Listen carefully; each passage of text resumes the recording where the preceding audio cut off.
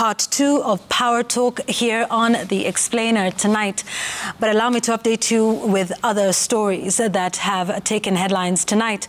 President William Ruto's lifting of the ban on logging in the country has been met with condemnation from environmental activists who now say the lifting will accelerate deforestation. The environmental activists say the move has the potential of rolling back gains made in the last 5 years that the ban had been in place. The president had, in lifting the ban, cited the need to revive the economies of people dependent on logging for their livelihoods.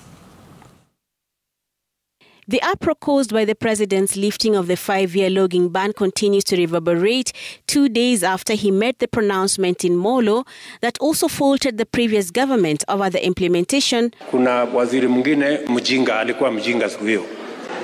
Alienda akazuia mambo yote ya forest ikapotea.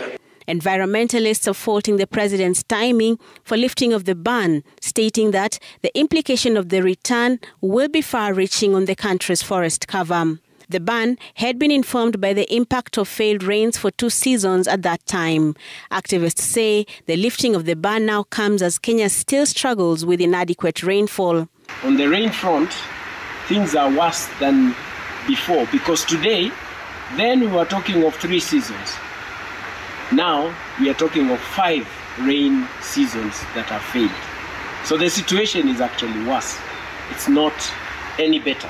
So this has not changed, and therefore we need therefore to have full-grown trees, not less. The president, in lifting the ban, had stated that it was necessary for the revival of the timber industry and that the loggers would only be allowed to harvest mature trees. Environmentalists, however, say even the mature trees have a role to play in the ecosystem. They also say the president's order has the potential for being abused. It is sometimes very painful to hear some statements that trees are rotting in the forest. That is actually equivalent to one politician who said that trees, the rain does not come from trees.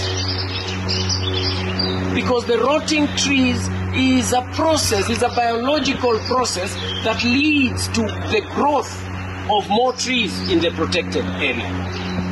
So it's such a good thing that must be encouraged for trees to rot, because that is a process.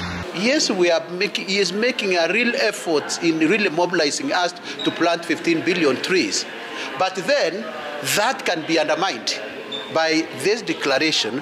The activists say the country is far from meeting its target of increasing the forest cover and proposes that the government instead moves to implement the 26 recommendations of the 2018 Task Force on the Management of Forests in Kenya that included revamping of the Kenya Forest Service and a ban on logging of specific tree species. They also want the government to reinstate the ban. Brenda Wanga, Citizen TV.